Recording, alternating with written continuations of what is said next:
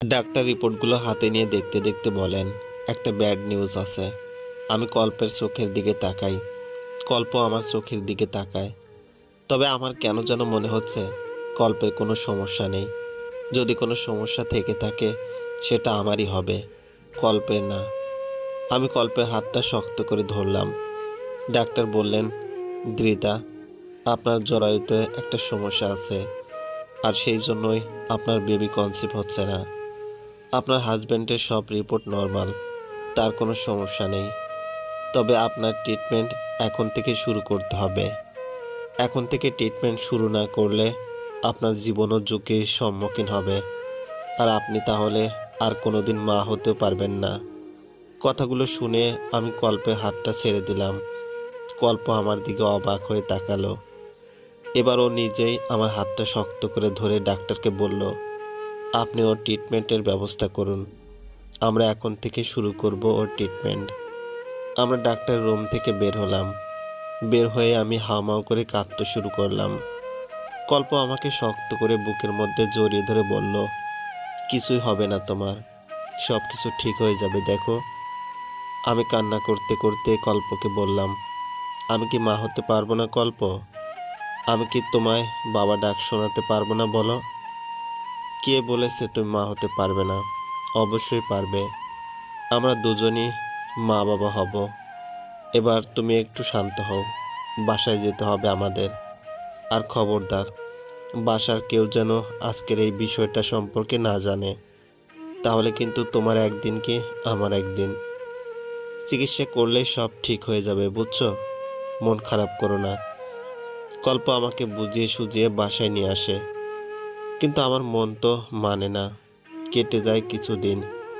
আমার ট্রিটমেন্ট চলছে। আশেপাশে সবাই বলছে সুখবর কবে পাচ্ছি। আমি কোনো উত্তর দিতে পারি না। কল্প আমাকে টাইম টু টাইম ওষুধ খাওয়ায়, অনেক খেয়াল রাখে আমার। একদিন রাতে কল্পকে আমি বলি, শোনো। শুনছি। বলছিলাম কি, আর কতদিন আমার এই সমস্যার কথা তুমি সবার থেকে লুকোবে? তাছাড়া একদিন না একদিন তো সবাই জানবেই। ততদিনে তুমি সুস্থ হয়ে যাবে।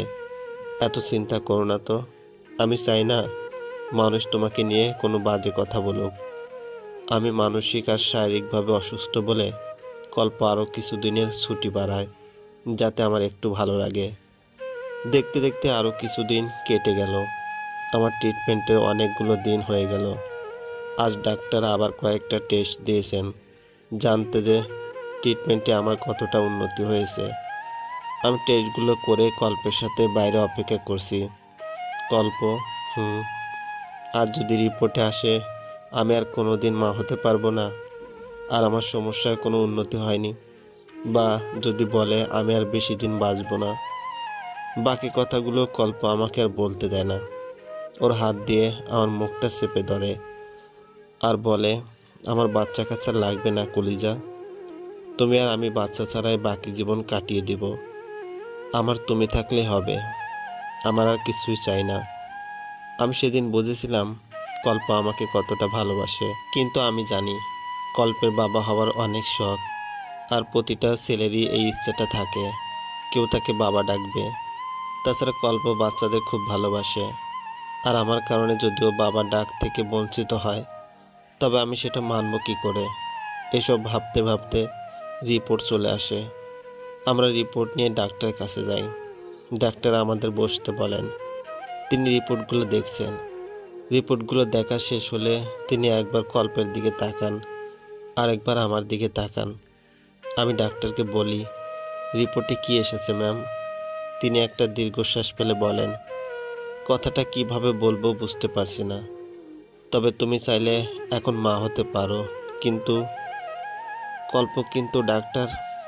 ডাক্তার বললেন, কি কল্প? আপনি যদি সন্তান চান তাহলে দৃতার জীবন ঝুঁকিতে পড়ে যাবে। তবে ও এখন চাইলেই সন্তান নিতে পারবে। কিন্তু যদি আপনি ওকে বাঁচাতে চান, ওকে পুরোপুরি সুস্থ দেখতে চান, তাহলে ওর জরায়ুটা কেটে ফেলে দিতে হবে। অতি শীঘ্রই একটা অপারেশন করতে হবে। তাহলে আপনার স্ত্রী বেঁচে যাবে, পুরোপুরি সুস্থ হয়ে যাবে, কিন্তু কোনোদিন আর মা হতে পারবে না। আর যদি অপারেশন না করেন তাহলে আপনার স্ত্রী ধীরে ধীরে মৃত্যুর দিকে এগোতে থাকবে। এখন আপনার উপর সব কিছু মিস্টার কল্প। আপনি কি চান, স্ত্রী নাকি সন্তান?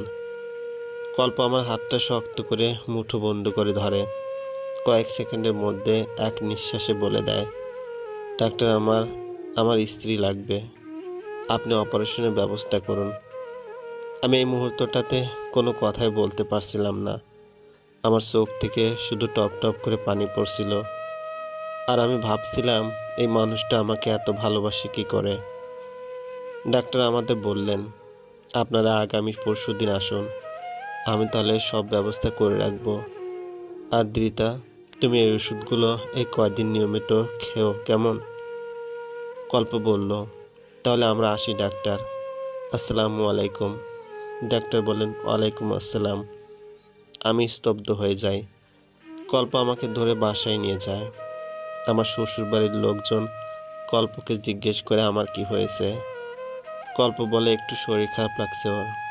রাত হয়ে যায়।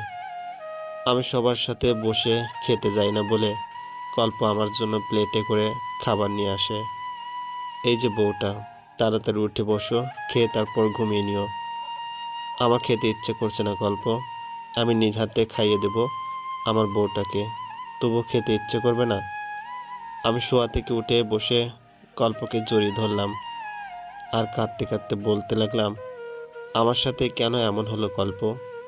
আমি তো ছোট্ট একটা রাজকন্যার স্বপ্ন দেখেছিলাম, যার চোখ হবে তোমার মতো, হাসি হবে তোমার মতো, নাকটা হবে তোমার মতো, শুধু ঠোঁট হবে আমার মতো। তাহলে কেন আমার সাথে এমন হলো? আমার স্বপ্ন কি পূর্ণ হবে না বলো? আমি কিভাবে নিজের জীবনে রক্ষা করতে গিয়ে তোমার আর আমার স্বপ্ন ধ্বংস করব? আমি পারবো না। আমি যাচ্ছি না হসপিটালে। আমি মা হব। আমার একটা মেয়ে লাগবে কলিজা, আমাদের মেয়ে, তোমার আমার মেয়ে। দ্রিতা, এমন করে না। আমরা একটা বাচ্চা অ্যাডপ্ট করবো। কত মানুষেরই তো বাচ্চা হয় না। তারা কি সুখে আছে না? আমরাও সুখে থাকবো। পারবে না আমায় নিয়ে কাটিয়ে দিতে সারাটা জীবন? আমি শুধু তোমাকে চাই দ্রিতা, আমার আর কিচ্ছু লাগবে না। কল্প আমাকে শক্ত করে জড়িয়ে ধরে কাঁদছে আর কথাগুলো বলছে।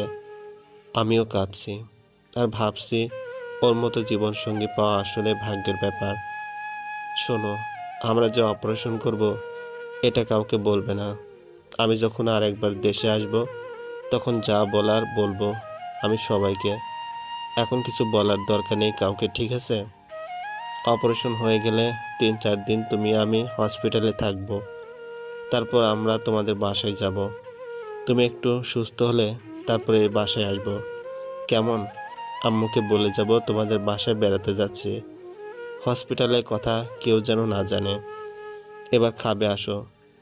কল্প আমাকে জোর করে নিজ হাতে খাইয়ে দেয়। এরপর ডাক্তারের কথা অনুযায়ী আমরা হসপিটালে যাই। কল্পর বাসায় বলে যায় আমরা আমাদের বাসায় বেড়াতে যাচ্ছি। হসপিটালে বসে আছি আমরা। ডাক্তার আমাকে ডাকছেন। কল্প, আমি কি সত্যি যাব? তুমি কি ভেবে দেখেছো ভালো মতো? আজকের পর আমি আর চুপ, কিছু বলতে হবে না। আমার শুধু তোমাকেই লাগবে। ভয় পেও না, সব ঠিক হয়ে যাবে। আমি ডাক্তারের কাছে যাবার আগে কল্পকে একবার শক্ত করে জড়িয়ে ধরলাম। কল্প আমার কপালে চুমু খেয়ে বলল, ভালোবাসি। কল্প আবার দেশের বাইরে চলে গেছে। এর মাঝে কেটেও গেছে অনেকগুলো দিন। আমিও আছি আমার মতো। কল্প প্রতিদিন আমাকে ফোন দেয়, আমার খোঁজ খবর নেয়, আমাকে সান্ত্বনা দেয়, আমাকে বোঝায় আর বলে, খবরদার কেউ যেন কিচ্ছু না জানে আমি না আসা পর্যন্ত। এরপর হঠাৎ একদিন কল্পর মা কল্পকে ফোন দেয় আর কল্প তার ফোন রিসিভ করতে সেন্সলেস হয়ে পড়ে যায়।